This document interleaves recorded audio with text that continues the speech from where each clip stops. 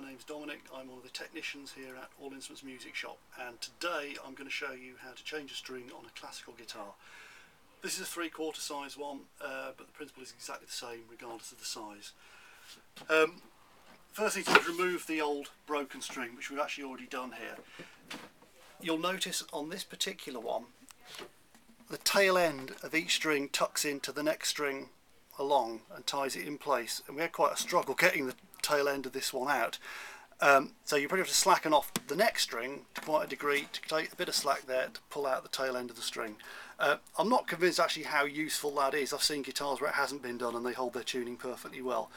But I always say if you're trying to do a neat job, try and copy what is already there on the guitar. So we're going to do our best to copy this stringing arrangement here. So we've got our guitar. I think before we start, quite often you'll find these machine heads get a bit stiff, even without a string on. Oil them. It occurred to me, it's a revelation. Oil your machine heads, guitarists. All of a sudden, I mean, don't have to be drenched in it, but a little drop just where the load bearing bit is, there, a bit on the cog there, and all of a sudden it starts running much more smoothly. I'm using special guitar technician's oil that we don't sell to the general public, but you could use just 3-in-1 oil. It does exactly the same thing. Anyway, machine heads working freely, old string removed. Here we go, new string. I mean, a classical guitar string is just a length of nylon. So we'll feed it in here. Pops out of that hole there. Now, have a look. So I'm trying to copy what was there before. So we go round there. Can you see? Actually, you probably want to leave a little bit more at the end. That looks about right to me. It's just a little bit more for luck. Right, okay. We go round once. Hope you can see all this. And then under. It's actually more difficult trying to do it so the camera can see. Okay, so we've gone round once like that. We're going to go under again.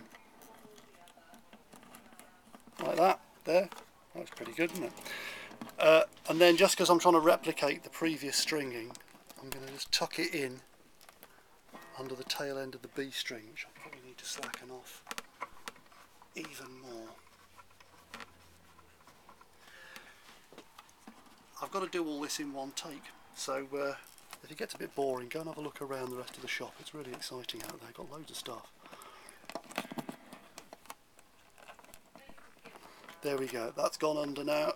I'm just going to push the tail end of that through. I thought it had gone under. There we go, there, it's under, right? So I'm going to pull that down off the tail end there, pull that tight. We'll neaten that up right at the end once we get everything back up to tension. So let's just tighten that B string just to hold the other one in the position that we've wrestled to get it into.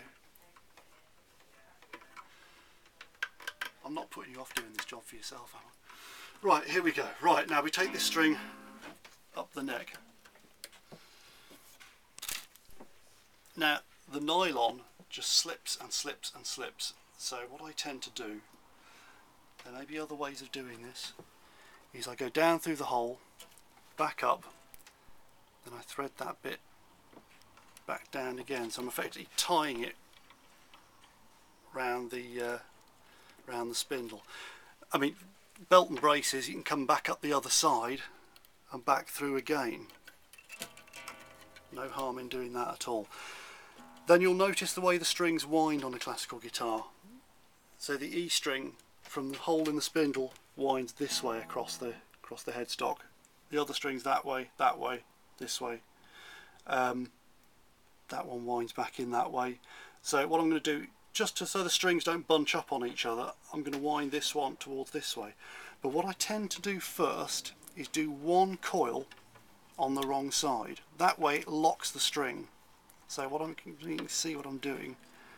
I'm going to do one coil this side of the hole, and I'm going to use the little string winder just to speed things up a little bit. So I've gone round once on that side of the coil. It's very difficult to see because of the clear nylon strings. Note to self, next time we do this demonstration, use black strings. Here we go. Right, now I'm coming onto the right side of the spindle. And you see I'm now winding on the other side. I'm now going to wind the rest of the string on in a fairly tight coil up against the string that comes through the spindle. That will help to lock it down to the spindle. There we go. Going on. There. Right. Whew, I'm now going to take it up to tension. This guitar's probably not been tuned before because it's just one I've just pulled off the wall in the shop, so I'm not going to actually attempt to properly tune it. You will find with these nylon strings that they will stretch and stretch and stretch, probably for about a day before they will hold a tuning well. It's actually hard to break them, so what I'll often do with a new string is kind of stretch it a bit like that. You'll find the pitch will have dropped right down, so you drag it back up again. You wait for it to break, aren't you? And then stretch it again.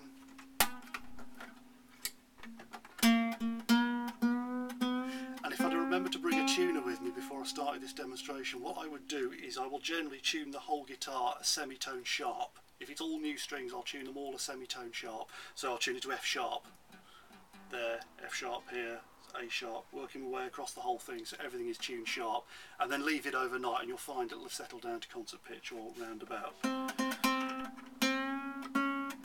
I'm not going to attempt to tune the whole thing now. I'm just going to neaten things up a little bit. This is the extra string here, just cut that off. It's tucked in behind there. The extra bit up here,